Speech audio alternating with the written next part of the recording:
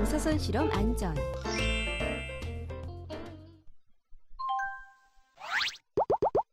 원자력 분야에서 오랫동안 종사해온 연구원 A씨는 방어 마스크, 장갑, 안경, 방호복 등 수많은 안전보호구를 착용해야 하는 방사성 물질들을 주로 다루는 실험을 담당하고 있다고 합니다. 그런데 A 연구원은 평소 심한 비염과 다한증을 앓고 있어 긴 시간 동안 진행되는 실험 때마다 많은 불편함을 겪고 있다고 하네요. 그래서 실험 중간중간 보호구를 잠시 벗었다가 잠시 후 다시 보호구를 착용하는 방법으로 불편함을 해소하고 있다고 합니다. 그러던 어느 날 A 연구원의 몸 여기저기에 수포가 올라와 병원에 가서 진찰을 받았는데 장기간 방사선 피폭으로 인한 급성 수포 증세라는 판정을 받았습니다.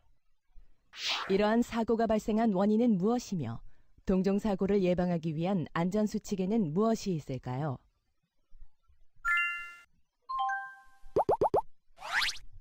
이번 시간의 학습 목표는 1. 방사선의 개념과 실험용 방사선원의 특징을 설명할 수 있다. 2. 방사선 장애와 방사선 방어 관련 규정을 설명할 수 있다. 3. 방사선 피폭을 안전하게 방어 및 조치할 수 있다입니다. 이를 위해 여러분들은 방사선의 개념과 실험용 방사선원의 특징, 방사선 장애와 안전관리를 위한 규정, 방사선 방어 원칙과 사고 시 대응 조치 등에 대해 학습하게 될 것입니다. 준비가 되었나요? 이제부터 본격적인 학습을 시작하겠습니다. 방사선의 안전한 사용에 대해 학습하기에 앞서 방사선의 학술적 개념부터 알아보도록 하겠습니다.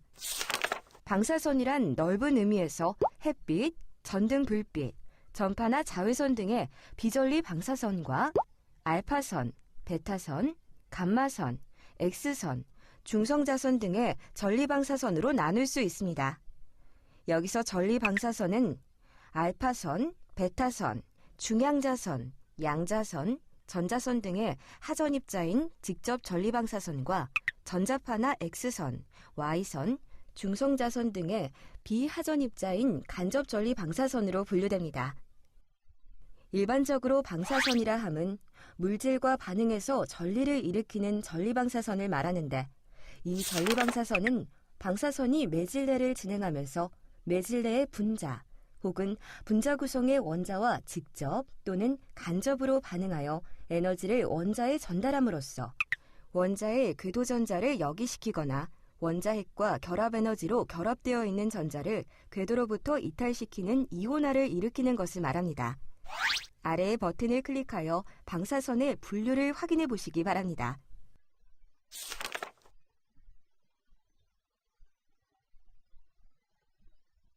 방사선의 법적 정의를 살펴보도록 하겠습니다. 원자력 안전법 제2조를 보면 방사선의 정확한 정의를 알 수 있습니다. 방사선이란 전자파 또는 입자선 중 직접 또는 간접으로 공기를 전리하는 능력을 가진 것으로서 대통령령으로 정하는 것을 말합니다. 대통령령이 정하는 것으로 알파선, 중향자선, 양자선, 베타선 및 그 밖의 중하전입자선, 중성자선, 감마선 및 X선, 5만 전자볼트 이상의 에너지를 가진 전자선입니다. 이제 실제적 개념으로서의 방사선을 살펴볼까요? 방사선은 다양한 종류와 형태의 에너지의 흐름입니다. 그러나 인체의 오감으로 감지되지 않고 방향성이 없기 때문에 초기 탐지가 어렵습니다. 그래서 방사선을 사용할 때 제일 먼저 방사선량을 측정하는 것이 중요합니다. 방사선은 존재 상태에 따라 자연 방사선과 인공 방사선으로 나눌 수 있는데요. 실험실에서 사용하는 방사선이 바로 인공 방사선입니다. 이 인공 방사선은 방사선 동위원소와 방사선 발생 장치에서 나오고 종류로는 투과력이 가장 높은 감마선과 X선, 투과력이 매우 약한 알파선, 실험에 가장 많이 사용되며 공기 내 수십 센티미터를 이동하는 베타선 등이 있습니다. 하단의 버튼을 클릭하여 방사선의 종류와 투과력에 대해 살펴보도록 하세요.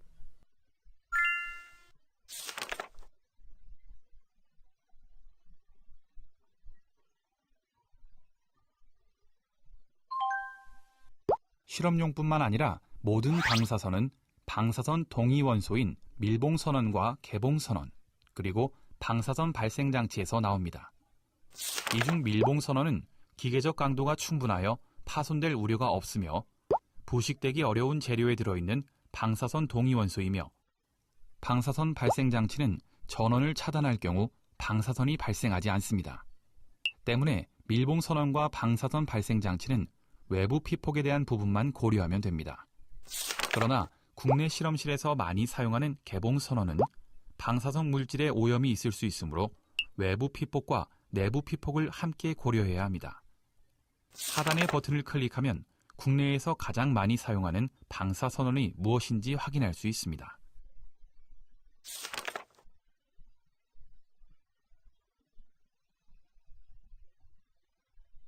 그렇다면 이제 방사선언인 밀봉선언, 개봉선언, 방사선 발생장치에 대해 좀 더 자세히 알아보도록 하겠습니다. 먼저 밀봉선언이란 밀봉된 방사선 동위원소를 말합니다. 즉, 기계적 강도가 충분하여 파손될 우려가 없고 부식되기 어려운 재료로 된 용기에 넣은 방사선 동위원소입니다. 밀봉선언은 사용할 때 방사선은 용기 외부로 방출하지만 방사선 동위원소를 누출하지 못하도록 되어 있습니다. 개봉선언은 밀봉되지 아니한 방사선 동위원소를 말합니다. 즉, 밀봉된 방사성 동위원소가 아닌 방사성 동위원소를 뜻합니다. 그리고 방사선 발생장치란 하전 입자를 가속시켜 방사선을 발생시키는 장치로서 대통령령이 정하는 것을 말합니다. 어떤 것이 있는지 확인해 보시기 바랍니다. 하단의 버튼을 클릭하면 국내 방사성 동위원소 및 방사선 발생장치별 이용기간의 현황을 확인할 수 있습니다.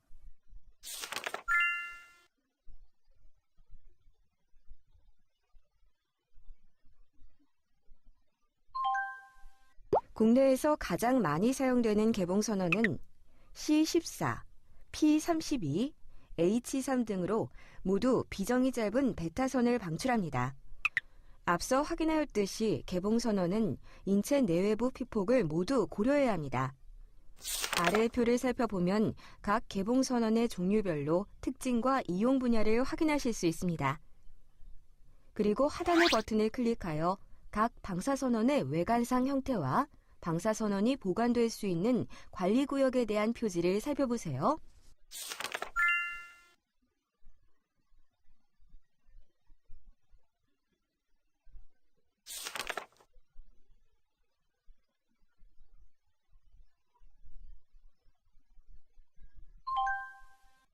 방사선에 의한 인체 장애는 X선, 감마선과 같이 투과력이 높은 방사선에 의한 체외 피폭과 호흡기계, 소화기계, 피부 등으로 방사성 물질의 체내 침투로 인한 체내 피폭의 형태로 발생합니다.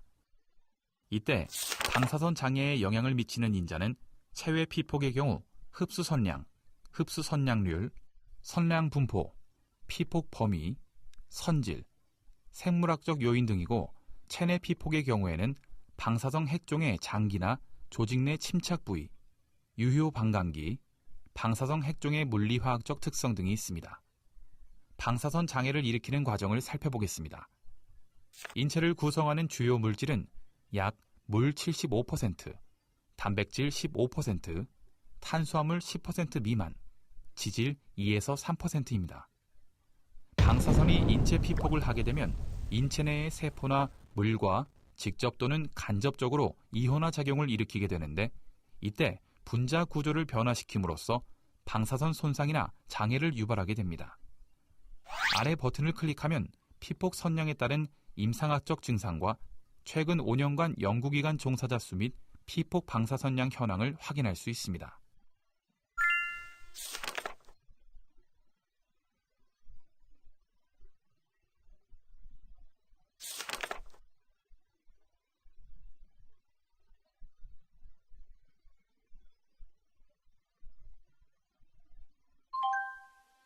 다음으로 방사선 안전관리를 위한 규정을 살펴보도록 하겠습니다.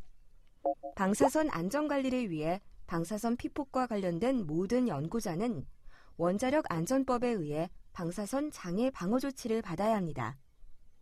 그리고 방사선 장애 방어 조치를 받기 위해서는 방사선 작업 종사자로 반드시 등록해야 합니다. 이때 방사선 작업 종사자란 원자력 안전법 제2조에 의하여 원자력 이용시설의 운전, 이용 또는 보존이나 방사성 물질 등의 사용, 취급, 저장, 보관, 처리, 배출, 처분, 운반과 그 밖의 관리 또는 오염 제거 등 방사선에 피폭하거나 그 염려가 있는 업무에 종사하는 자를 말합니다. 그리고 원자력 관계 사업자는 원자력 안전법 제91조에 의하여 방사선 장애를 방지하기 위하여 방사선량 및 방사선 오염의 측정, 건강진단, 피폭 관리, 방사성 물질의 방출량 및 피폭 방사선량을 가능한 한 합리적으로 낮게 유지하기 위하여 필요한 조치 등을 하여야 합니다. 각각의 조치 사항에 대해 살펴보도록 하겠습니다. 먼저 방사선량 및 방사선 오염의 측정을 해야 합니다. 각 실험실마다 방사선량 측정을 위해 측정 지점과 측정 주기가 정해져 있어야 하며 정해진 지점과 주기에 따라 방사선량과 방사선 오염을 측정해야 합니다. 다음은 건강진단입니다. 직업력 및 노출력, 방사선 취급과 관련된 병력이 있는지 확인하고 임상 검사를 통해 말초 혈액 중의 백혈구 수, 혈소판 수 및 혈액수의 양을 살피며 눈, 피부, 신경계 및 조혈기계 등의 증상이 있는지 진찰합니다. 검사 결과 건강 수준의 평가가 곤란하거나 질병이 의심되는 경우 말초혈액 도말 검사와 세극등 현미경 검사를 실시합니다. 건강진단은 최초 방사선 작업에 종사하기 전, 방사선 작업에 종사 중인 자에 대하여는 매년, 방사선 작업 종사자에 대한 피폭 방사선량이 선량 한도를 초과한 때에 실시합니다.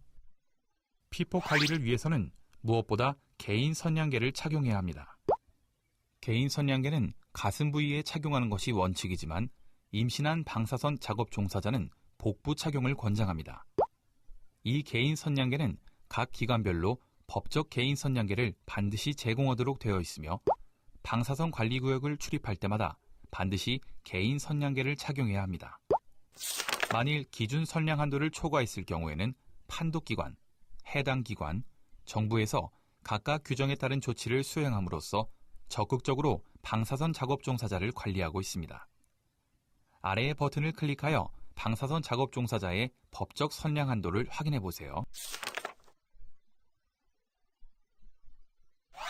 마지막으로 방사선 장애를 방지하기 위한 방사성 물질의 방출량 및 피폭 방사선량을 가능한 한 합리적으로 낮게 유지하기 위하여 필요한 조치에 대해 확인해 보도록 하겠습니다.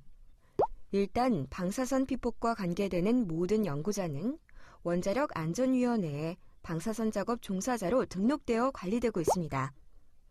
그리고 작업 시에는 가능한 피폭받는 사람의 수, 피폭량을 최소화하기 위해서 방어 원칙을 수행해야 하며 방사선 작업 종사자가 최초 방사선 피폭과 관련된 작업 전에 원자력 안전법에 의해 방사선 장애 방어와 관련된 법정 교육을 이수하도록 되어 있습니다. 이때 법정 이수 교육에서는 위의 내용을 포함한 방사선 장애 방어를 위한 조치 내용을 제공합니다. 아래의 표는 방사선 작업 종사자의 법정 교육 시간입니다. 아래의 버튼을 클릭하면 방사선 작업 종사자로 등록하는 절차를 확인할 수 있습니다.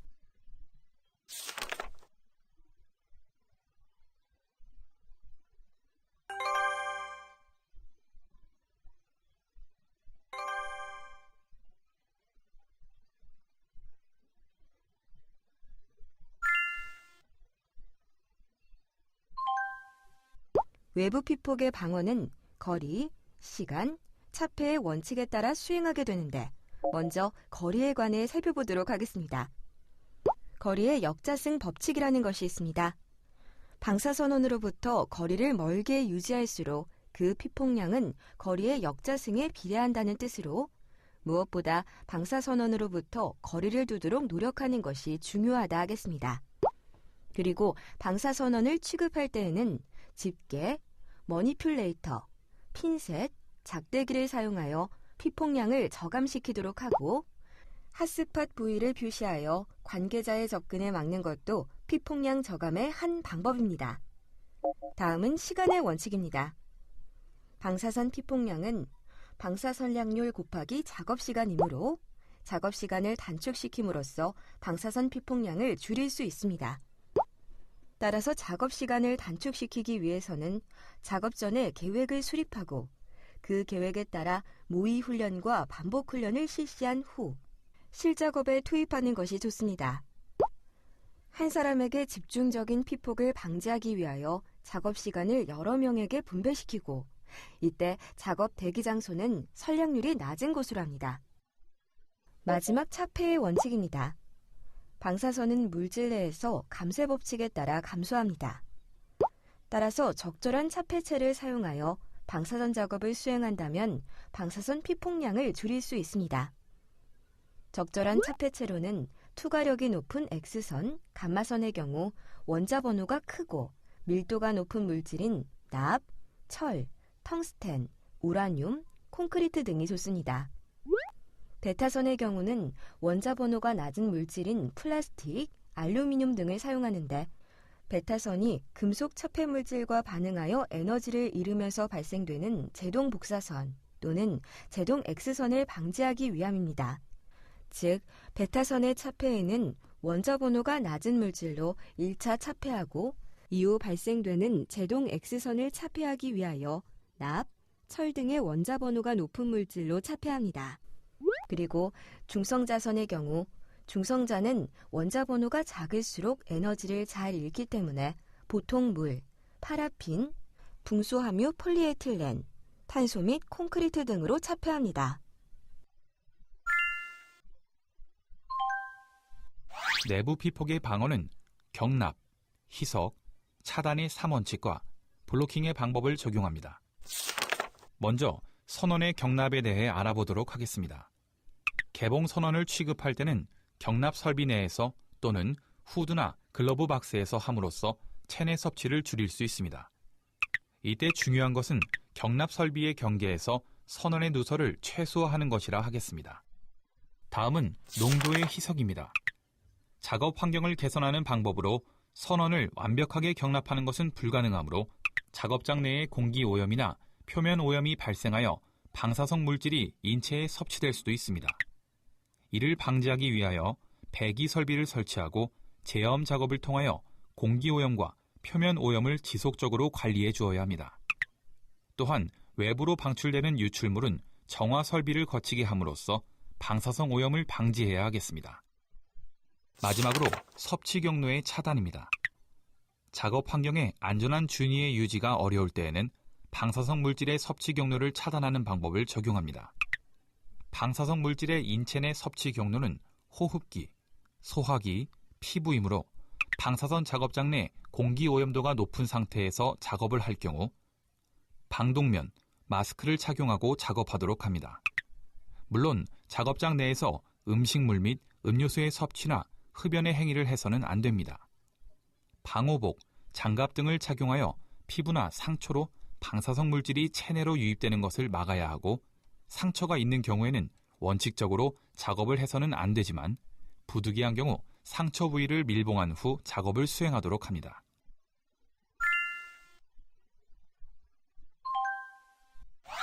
방사선 사고라 함은 방사선 피폭 사고, 방사능 오염 사고, 선원의 누설 및 이탈 사고, 차량 또는 시설의 화재 사고, 방사성 물질의 도난, 분실 사고를 총칭합니다. 이러한 방사선 사고가 발생하였다면 인체 안전 보호의 원칙, 관계자에게 통보의 원칙, 오염 확대 방지의 원칙, 과대평가의 원칙 등의 기본 원칙으로 조치하여야 합니다. 방사선 사고의 특성상 방사선이 오감으로 감지되지 않으므로 방사선 피폭량 파악과 그에 따른 장애 결과를 평가하는 데 시간이 많이 소요됩니다. 때문에 보건상 조치와 대응에 한계가 있는 것이 사실입니다.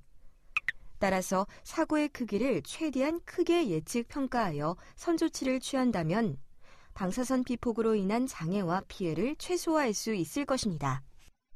실험실 사고 유형에는 방사성 핵종이 엎질러졌을 경우가 있습니다. 이때는 먼저 같은 실의 직원에게 바로 알립니다. 그리고 부근에 있는 사람과 설비 담당자 등에게 알려야 합니다. 그런 다음 개봉선원 취급 기준인 체내 오염 방지, 인체 표면 오염 방지, 시설 오염 방지를 준수하여 오염이 확대되지 않도록 조치합니다. 오염구역 주위에 울타리를 세운다든지 줄을 친다든지 표지와 주의사항을 게시하고 제염 관리자 이외의 출입을 금지시킵니다. 사고 현장에 있는 직원의 오염을 측정하고 만일 오염이 발견되면 제염 처리합니다. 제염 중에는 제염 작업자에 대한 방사선 방호를 고려해야 합니다. 그리고 제염이 안전하게 되었는지 확인 측정합니다. 그 후 일어난 사고를 상세히 그 원인을 규명하고 기록하여 사고 재발 방지의 자료로 활용합니다. 다음은 가장 많이 사용하는 개봉선언인 삼중수소의 취급상 주의사항입니다. 삼중수소는 에너지가 낮아 일반적인 서베이 메터로 초기에 표면 오염 탐지가 어려우므로 수시로 혹은 주기적으로 스미어 방법이나 저에너지 베타선에 민감한 서베이 메터를 이용하여 오염 감사를 실시해야 합니다. 실험에 이용할 경우에는 최소량을 선택하여 실험하고 가스나 먼지 상태로 흡입 또는 섭취되거나 피부를 통해서도 침투될 수 있으므로 산소 호흡기를 착용하고 적절한 방호복을 선택하여 피부 노출을 방지합니다. 삼중수소에 의한 표면 오염이나 사용한 찌꺼기를 방치해두면 물과 동위체 교환 반응이 일어나기 쉬우므로 신속히 제염하여 화학 반응을 미연에 방지하도록 합니다. 오염물질이 CH 결합 형태일 때에는 일반적인 유기화학물에 의한 오염으로 간주할 수 있고 이 특성에 적합한 제염법을 선택합니다. 사용 후 폐기물 처리는 기관 내 규정에 따라 폐기하도록 합니다. 마지막 화재 대책입니다. 무엇보다 시설의 설계 시에 방사성 물질의 저장 시설은 내화 구조로 해야 합니다. 그리고 화재의 발생원이 될 수 있는 전기나 가스와 인화성, 발화성 물질에 대한 관리를 철저히 해야 합니다. 주기적으로 소방 훈련과 교육을 실시하며 평상시에도 방사성 물질의 보관 장소, 종류, 수량, 형상을 파악하고 있어야 합니다. 화재에 의한 비산의 위험성 여부를 파악하고 있어야 하며 소화 시 물을 사용해서는 곤란한 지역 등 화재 시에 대비하여 소방서에 사용 방사성 물질의 특성에 관련된 안내서를 배포하도록 합니다. 방사선 관리자 및 소방서 연락 체계를 수립하고 소화기, 구급함, 대피용 장비를 적절한 위치에 비치해야 하겠습니다.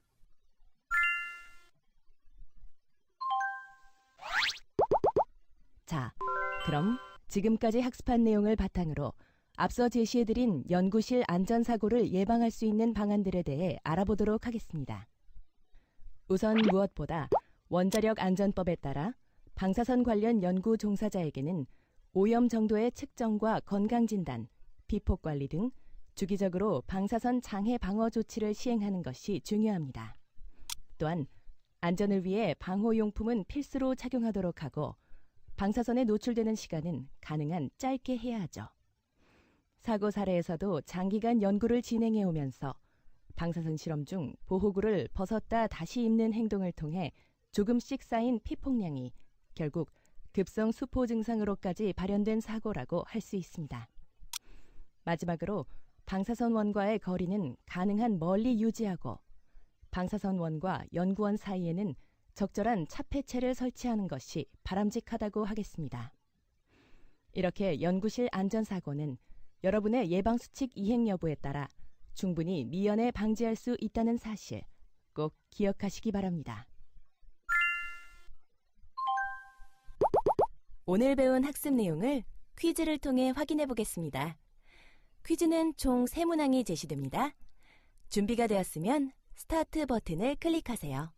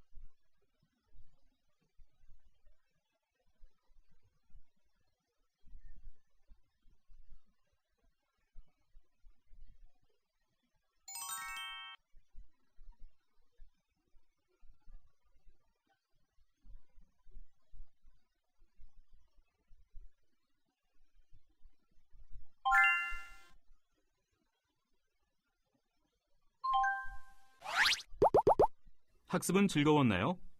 이번 시간에 학습한 내용을 다시 떠올려 보겠습니다.